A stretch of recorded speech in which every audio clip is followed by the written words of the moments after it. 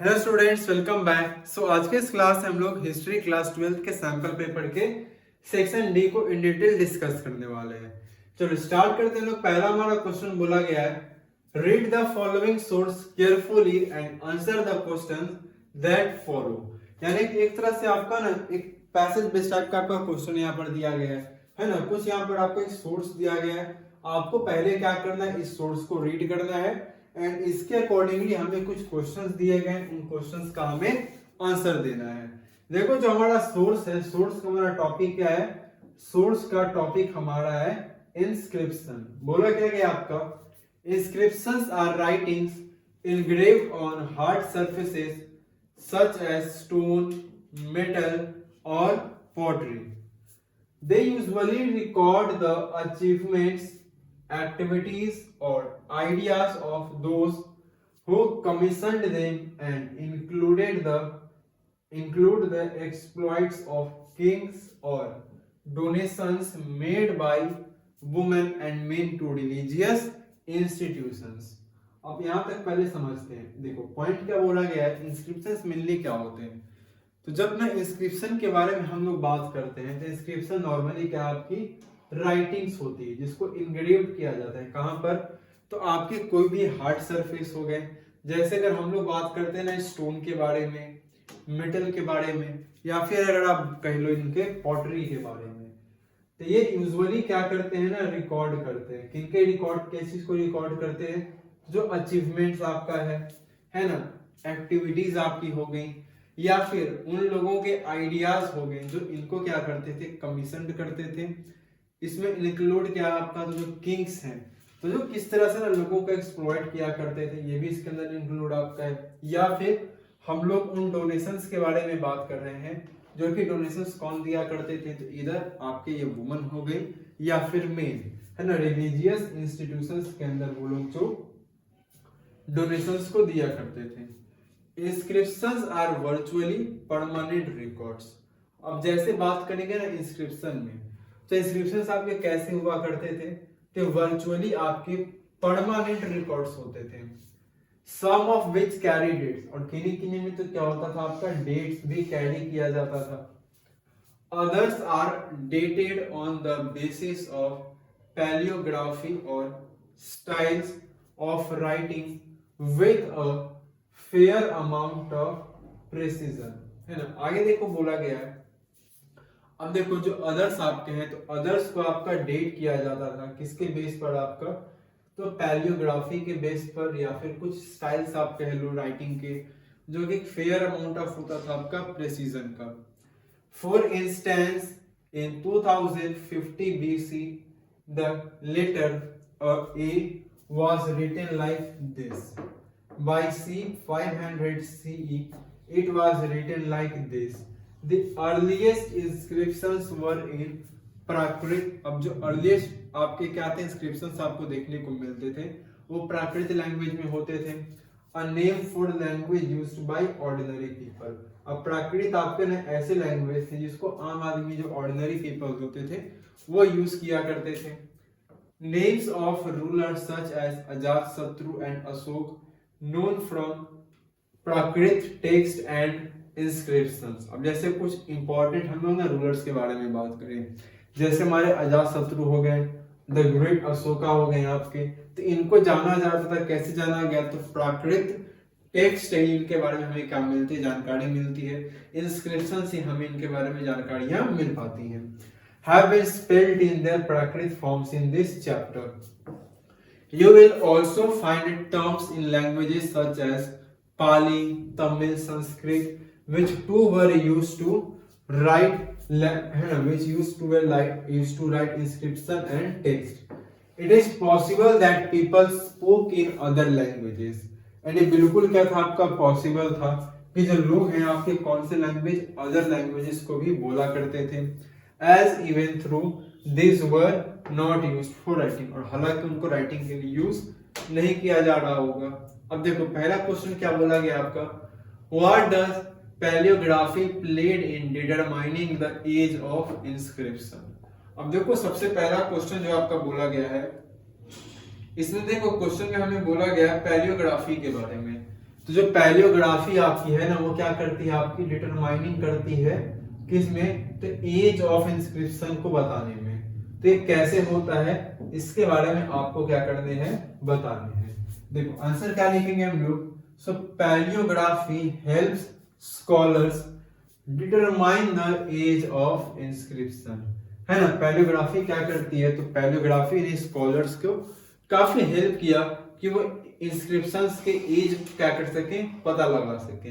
अब कैसे भाई, तो by analysing the styles of writing. तो ना जो हमारे स्कॉलर्स मेनली क्या करते थे कि जो राइटिंग्स आपकी है ना क्या, तो जो स्टाइल ऑफ आपका राइटिंग है जिसको यूज किया जाता था, ये उन चीजों को क्या करते बहुत ही बारीकी से एनालाइज करते थे एंड क्या करते थे, एज के बारे में पता कर पाते थे कि इंस्क्रिप्शन का क्या एज रहा होगा, allowing them to assign approximate date. और इस कारण से कहीं ना कहीं क्या करते थे, इनको अलाउ करते थे, मतलब इस तरह से ना अंदाजा लगा पाते थे उनके अप्रोक्सीमेट डेट्स के बारे में, जो कि बेस्ड होती थी आपकी जब ओवर टाइम स्क्रिप्ट के अंदर क्या होते हैं, आपके चेंजेस होते हैं। चलो आगे हम लोग बात करेंगे नेक्स्ट क्वेश्चन। इसमें देखो सेकंड क्वेश्चन इसमें बोला गया आपका, how do inscription contribute to our understanding of ancient societies and culturals. अब देखो जब हम लोग बात करेंगे अपने एंशिएंट कल्चर्स के बारे में, हम लोग जब बात करेंगे अपने एंशिएंट सोसाइटीज के बारे में, तो इंस्क्रिप्शन से हमें ना कैसे समझ पड़ती है। देखो जब आप इंस्क्रिप्शन पढ़ोगे तो इंस्क्रिप्शन किस तरीके से कंट्रीब्यूट करते हैं, किस तरीके से हेल्प करते हैं आपकी, जिससे आप क्या कर पाओ, अपने एंशिएंट सोसाइटी को, आप अपने एंशिएंट कल्चर को समझ पाओ। तो क्या लिखेंगे आंसर हम लोग, inscription provided valuable insights into the achievement activities. अब देखो बोला गया है इंस्क्रिप्शन नॉर्मली क्या करते हैं, तो इंस्क्रिप्शंस प्रोवाइड करते हैं हमें वैल्यूएबल इंसाइट्स को, किसमें, इनटू द अचीवमेंट्स के अंदर में, इसके अलावा एक्टिविटीज में, and beliefs of ancient societies and culture. इसके अलावा किसके बारे में, तो एंशिएंट सोसाइटीज एंड कल्चर्स के बिलीव्स के बारे में। दूसरा पॉइंट है helping historians reconstruct their history and social structure. And इससे कहीं ना कहीं क्या होता है, हेल्प करते हैं हिस्टोरियंस को कि रिकंस्ट्रक्ट कर सके उन हिस्ट्री को, उस सोसाइटल सोशल स्ट्रक्चर को।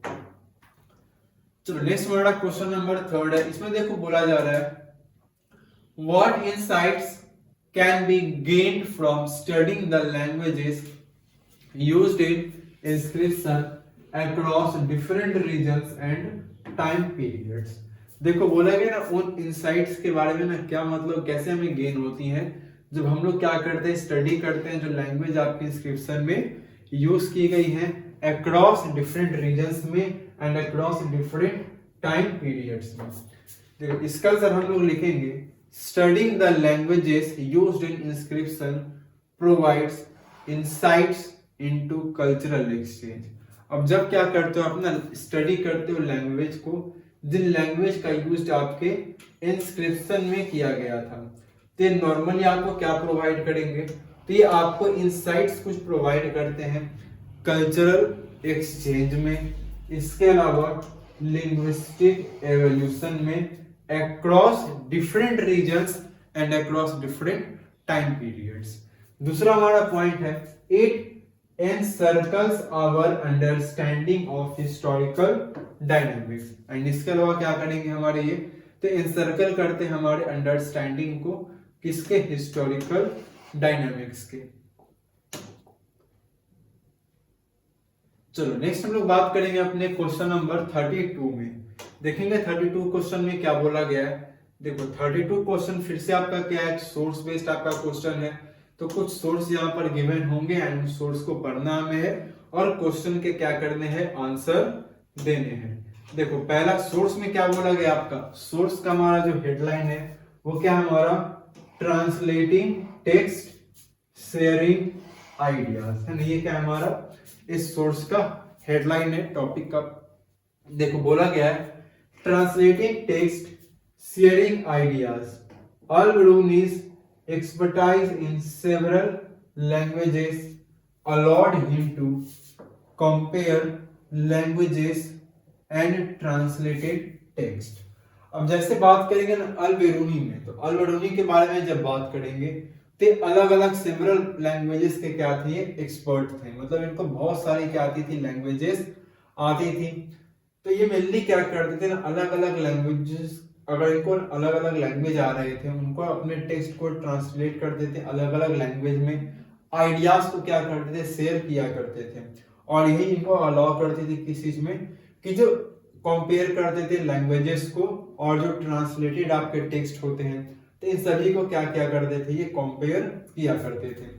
ही ट्रांसलेटेड सेवरल संस्कृत वर्क्स, है ना, इन्होंने बहुत सारे संस्कृत वर्क्स को क्या किया है, ट्रांसलेट किया है, including Patanjali's work on grammar, है ना, इंक्लूडिंग क्या था, पतंजलि का जो वर्क था ग्रामर का, जिसको पनिनी बोलते हैं हम लोग,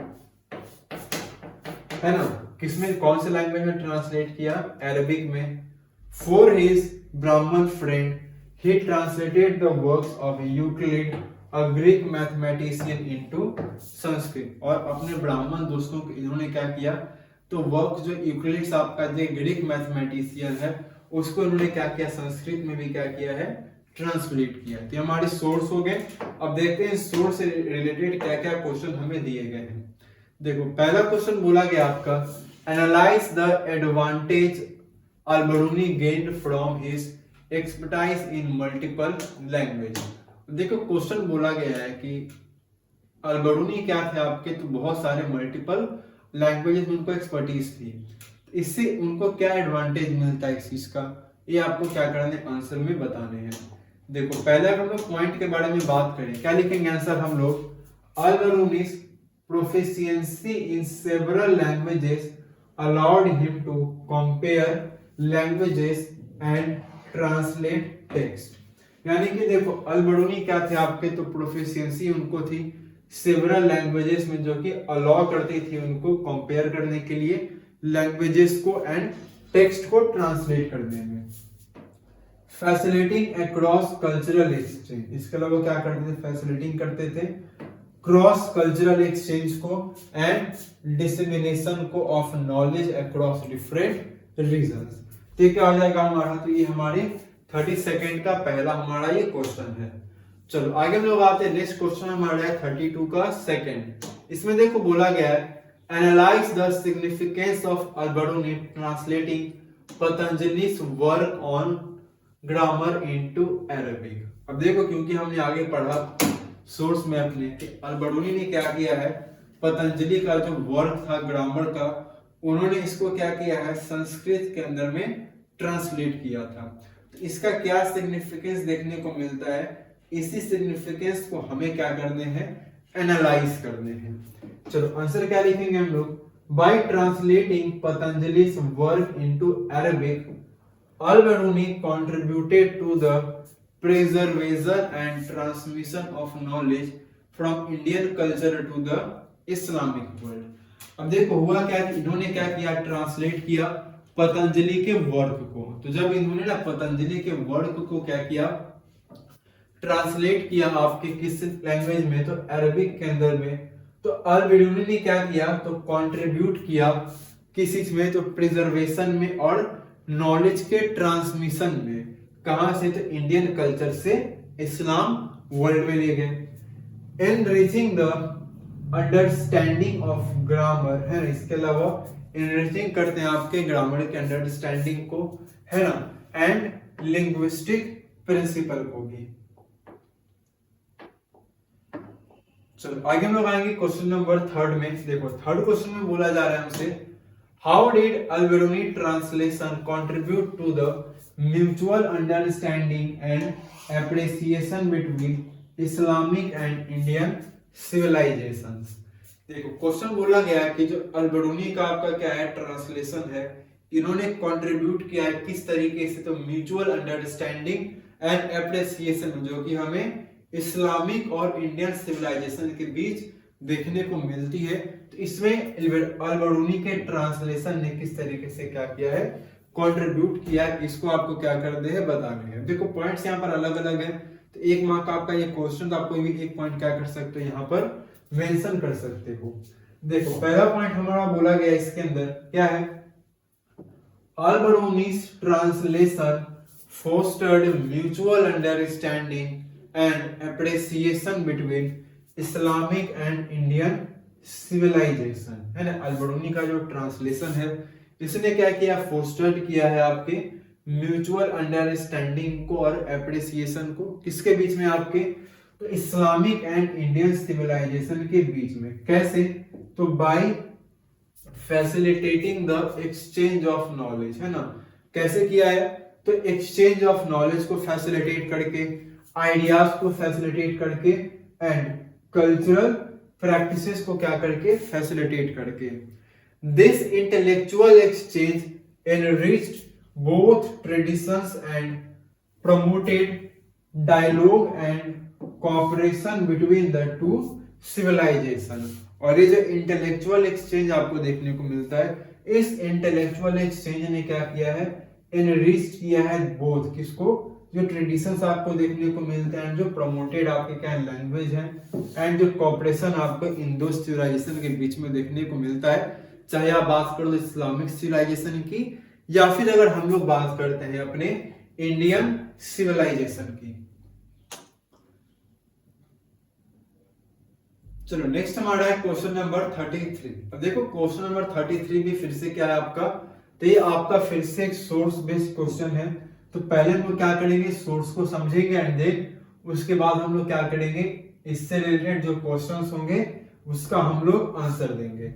देखो सोर्स में क्या बोला गया, तो सोर्स का आपका जो हेडलाइन है उसमें मेंशन किया गया आपका, ठीक है। तो सोर्स का हमारा जो हेडलाइन है इसके अंदर बोला गया आपका, Why was salt the symbol of protest, है ना। अब देखो ये सॉल्ट के बारे में बात करेंगे, तो इससे आप जब हिस्ट्री आपने पढ़ी होगी तो आपको एक पॉइंट याद आएगा, कौन सा, तो सिविल डिसओबीडियंस मूवमेंट, है ना। सिविल डिसओबीडियंस मूवमेंट, है ना, जो कि स्टार्ट किनके द्वारा किया गया था, तो महात्मा गांधी के द्वारा किया गया था। जब वो क्या करते हैं, सॉल्ट लॉ को क्या करते हैं, ब्रेक करते हैं। तो उसी के रिलेटेड आपको यहाँ पर एक सोर्स दिया गया है जिसको हमें क्या करना है, पढ़ना है एंड उससे रिलेटेड कुछ क्वेश्चंस के हमें आंसर देने हैं। चलो स्टार्ट होता है हमारा टॉपिक, क्या बोला गया है सोर्स में, this is what Mahatma Gandhi wrote. अब देखो महात्मा गांधी ने ना कुछ लिखा, उसी के बारे में हमें यहाँ पर बताया गया है। बोला गया आपका, the volume of information being gained daily shows how wickedly the salt tax has been designed। वो बोलते हैं कि देखो मुझे जो क्या मिल रही है, जो जितनी ना रोज इंफॉर्मेशन मिल रही है, जानकारी मिल रही है, जो मैं ले पा रहा हूँ डेली बेसिस पर, इससे ना मुझे पता चलता है कि सॉल्ट टैक्स को ना किस तरीके से आपने डिजाइन किया है। In order to prevent the use of salt that has not paid the tax, which is at times even 14 times its value, the government destroys the salt it cannot sell profitably। आगे लिखते हैं कि आपने क्या किया ना, ताकि आप सॉल्ट के यूज को क्या कर सको, रोक सको, इसीलिए आपने क्या किया है ना, मेनली आपने टैक्स को क्या किया है, मतलब use of salt that has not paid tax, जो टैक्स पे नहीं करेगा वो सॉल्ट का यूज नहीं कर पाएगा, और जो आपका सॉल्ट का टैक्स है वो सॉल्ट के वैल्यू के 14 टाइम्स आप उससे क्या करो, टैक्स ही वसूल रहे हो उनका।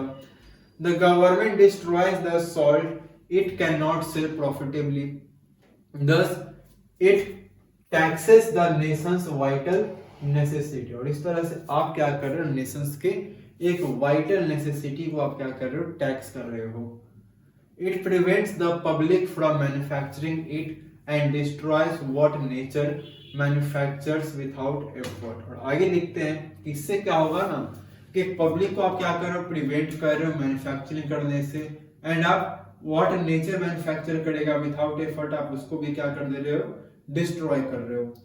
No adjective is strong enough for characterising this wicked dog in the manager policy. From various sources I hear tales of such wanton destruction of the nation's property in all parts of India. Mods, if not tons of salt are said to be destroyed on the Konkan coast। मतलब बोलते हैं कि आप जो Konkan coast है वहां पर भी सॉल्ट वगैरह को डिस्ट्रॉय कर रहे हो ताकि लोग आपसे ही नमक खरीदे, आप उसको हायर टैक्स पे क्या करो, बेच भी सको। The same tale comes from Dandi, वो बोलते हैं कि ना सेम कहानी मैं कहां से सुनते आ रहा हूँ, डांडी से मैं सुन रहा हूँ। Wherever there is likelihood of nature salt being taken away by the people in the neighborhood of the such areas for the personal use, salt officers are posted for the sole purpose of carrying on destruction. वो बोलते हैं कि देखो मैंने जहां भी सुना है जहां से लोग क्या कर सकते हैं, खुद से सॉल्ट को बना सकते हैं बाय नेचर, वहां पर सॉल्ट है जहां से लोग ले सकते हैं। आपने क्या किया, वहां पर अपने सॉल्ट ऑफिसर्स को अपॉइंट कर दिया ताकि उस क्या कर सके, सॉल्ट को वहां पर डिस्ट्रॉय कर सके। एंड मजबूरी में लोगों को क्या करना पड़ेगा, सॉल्ट आपसे खरीदना पड़ेगा, जिस कारण से आप क्या करोगे, उसके ऊपर टैक्स लगा करके हायर प्रॉफिट बनाओगे अपना। चलो आगे देखते हैं हम लोग क्या बोला गया इसके अंदर। चलो आगे देखो, पॉइंट हमारा आता है इसमें, बोला गया 10 valuable national property is destroyed at national expenses. अब देखो आगे बोलते हैं कि इस तरह से जो वैल्यूएबल नेशनल प्रॉपर्टी है, तो वैल्यूएबल नेशनल प्रॉपर्टी को क्या किया जा रहा है, डिस्ट्रॉयड किया जा रहा है एक नेशनल एक्सपेंस पर। एंड सॉल्ट को क्या किया जा रहा है आपका, taken out of the mouth of the people. And देखो taken out of mouth of the people कहने का मतलब है कि नमक लोगों की पहुंच से अब क्या हो रही है, बाहर होते जा रही है, क्योंकि आप इस पे इतना ज्यादा टैक्स ही लगा रहे हो, एक कॉमन पीपल उसको अफोर्ड ही नहीं कर पा रहा। This salt monopoly is thus a fourfold curse. It deprives the people of a valuable, easy village industry, involves wanton destruction of property that nature produces in abundance. The destruction itself means more national expenditure and furtherly to crown his folly. An unheard of tax of more than 1000% is exactly from a starving people. This tax has remained so long because of the apathy of the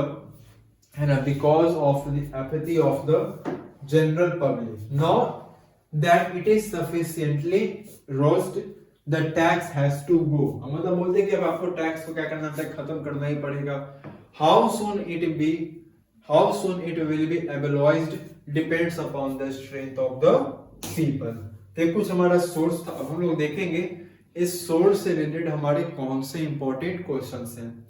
चलो पहला question हमारा इसमें बोला गया है, देखो जैसे first question की हम लोग बात कर रहे हैं, इसमें देखो बोला जा रहा है what does Gandhi ji reference to the power of peace and non violence suggest about his strategic approach to resistance against British colonial rule। देखो स्टेटमेंट क्या बोला है क्वेश्चन के अंदर कि गांधी जी का जो रेफरेंस है power of peace and national violence का, ये सजेस्ट करता है किसके बारे में, अबाउट हिज स्ट्रेटेजिक अप्रोच, ताकि वो क्या कर सके, रेसिस्टेंस कर सके अगेंस्ट ब्रिटिश कॉलोनियल रूल में। तो गांधी जी का ये रेफरेंस है, क्या रेफरेंस है, इसी के बारे में भी बोला गया है। देखो बोलेंगे हम लोग आंसर में अपने लिखेंगे Gandhi ji mention of the power of peace and non violence, यानी कि महात्मा गांधी ने क्या किया, जो मेंशन किया है अपने power of peace and non violence को, ये इंडिकेट करता है किस चीज को, तो इंडिकेट्स हिज बिलीफ, है ना, उनके बिलीफ को कहीं ना कहीं इंडिकेट करता है in the efficacy of non-violent resistance to challenge and ultimately overcome British colonial operation। मतलब महात्मा गांधी नॉन वायलेंस तरीके से क्या करेंगे, रेसिस्ट करेंगे, चैलेंज करेंगे एंड अल्टीमेटली आगे चल के क्या करेंगे, ब्रिटिश कॉलोनियल ऑपरेशंस को भी क्या करेंगे, ओवरकम कर जाएंगे। चलो नेक्स्ट पॉइंट आपका है it reflects is strategic approach, है ना। दूसरा क्या है आपका, तो वो इनके रिफ्लेक्ट करता है, इनके स्ट्रेटेजिक अप्रोच को रिफ्लेक्ट करता है of using moral forces to mobilise the masses, ताकि ना मोरल फोर्सेस के थ्रू क्या करेंगे, महात्मा गांधी किस तरीके से लोगों को मोबिलाइज करते हैं, मासेस को, and affects social and political change, and किस तरीके से ना वो क्या करते हैं, मेनली अफेक्ट करते हैं सोशल एंड पॉलिटिकल चेंज को। चलो नेक्स्ट हमारा है क्वेश्चन नंबर सेकंड। इसमें देखो बोला गया है what parallels can be drawn, है ना, हमें बताने हैं what parallels can be drawn between Gandhi ji critic of the salt tax and broader movement for social justice and human rights। देखो पॉइंट आपका सिंपल है कि हमें क्या करते हैं ना, तो हमें बोला गया है तो हमें उन पैरेलल्स को क्या करना है, ड्रॉ करना है किसके बीच में, गांधी जी के critic of salt tax and जो उनका ब्रॉडर मूवमेंट है किसके लिए, social justice and human rights से रिलेटेड। इसी के बारे में हमें क्या करना है, आंसर बताने हैं। देखो आंसर क्या होगा हमारा पहला point, Gandhi's critique of the salt tax resonates with broader movements for social justice and human rights by highlighting the systemic injustices embedded with oppressive structures of power। देखो पहला पॉइंट बोला गया कि देखो गांधी जी का जो क्या है ना आपका क्रिटिक है सॉल्ट टैक्स का, वो रिजोनेट करता है आपका किसके साथ में, तो एक ब्रॉडर मूवमेंट के साथ में, किस चीज के लिए, तो सोशल जस्टिस के लिए, ह्यूमन राइट्स के लिए, by highlighting the systemic injustice, है ना, जो सिस्टमिक इनजस्टिस है उनको साथ ही हाईलाइट करता है, जो एम्बेड आपका है किसके साथ में, जो ऑपरेसिव स्ट्रक्चर ऑफ पावर है उसके साथ में कहीं ना कहीं क्या है आपके ये, तो उसके साथ में कहीं ना कहीं आपको ये एम्बेड होते दिखाई देंगे। चलो आगे पॉइंट आपका बोला गया इसमें, 8 underscores the universal struggles against exploitation। और दूसरा क्या करता है आपका, तो ये आपके अंडरस्कोर्स करता है यूनिवर्सल स्ट्रगल को किसके अगेंस्ट में, तो एक्सप्लॉयटेशन के अगेंस्ट में, डिस्क्रिमिनेशन के अगेंस्ट में एंड इनइक्वालिटी के अगेंस्ट में, emphasizing the importance of non violence resistance. और साथ ही क्या करता है, आपको एम्फेसाइज करता है इंपॉर्टेंस को, किसके इंपॉर्टेंस को, तो नॉन वायलेंस के इंपॉर्टेंस को रेसिस्टेंस करता है and collective actions in challenging such injustice. And जो क्या होता है आपके ना, जो कलेक्टिव आपके क्या है एक्शंस हैं जो कि चैलेंज करते हैं किसको, आपके इनजस्टिस को।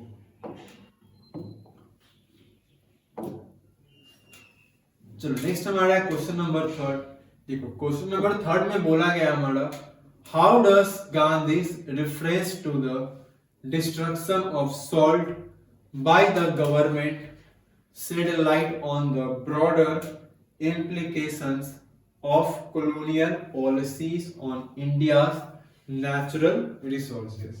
यानी कि हमें बोला कि ना how does Gandhi ji reference, है ना, गांधी जी ने क्या किया है, तो महात्मा गांधी ने ना किस तरीके से ना रिफरेंस किया है किस चीज को, जो डिस्ट्रक्शन आपका है सॉल्ट का, तो सॉल्ट के डिस्ट्रक्शन को किस तरीके से रेफरेंस किया है, बाय गवर्नमेंट सैटेलाइट में किसके, तो ऑन द ब्रॉडर इंप्लीकेशन जो आपका है कॉलोनियल पॉलिसीज का इसके ऊपर, तो इंडिया के नेचुरल रिसोर्सेस के ऊपर।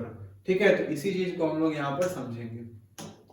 देखो आंसर में बोला जा रहा है, Gandhi ji reference to the destruction of salt by the government underscores. देखो अब महात्मा गांधी क्या करते हैं, तो गांधी जी का जो रेफरेंस आपका है ना, डिस्ट्रक्शन का सॉल्ट का है ना, डिस्ट्रक्शन ऑफ सॉल्ट का जो कि कौन कर रहे हैं, गवर्नमेंट अंडरस्कोर्स कर रहे हैं।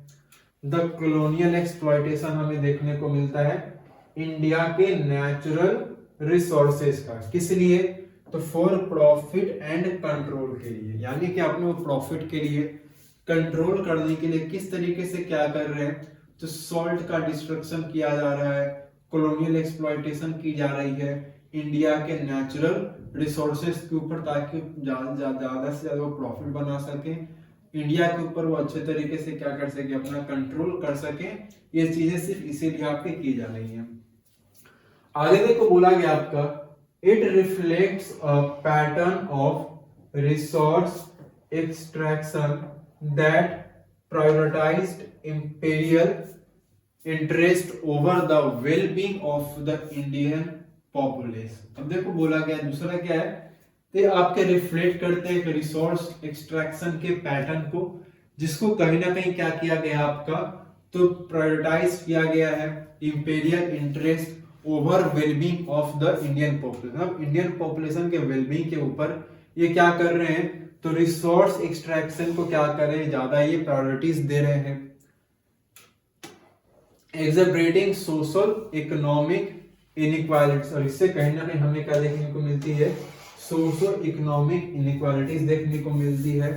एंड हिंडरिंग लोकल डेवलपमेंट, इसी कारण से जो लोकल डेवलपमेंट है, तो लोकल डेवलपमेंट का भी आपको क्या यहाँ पर देखने को मिलता है, हिंडरिंग देखने को मिलता है। चलो, तो ये था हमारा क्वेश्चन नंबर 3।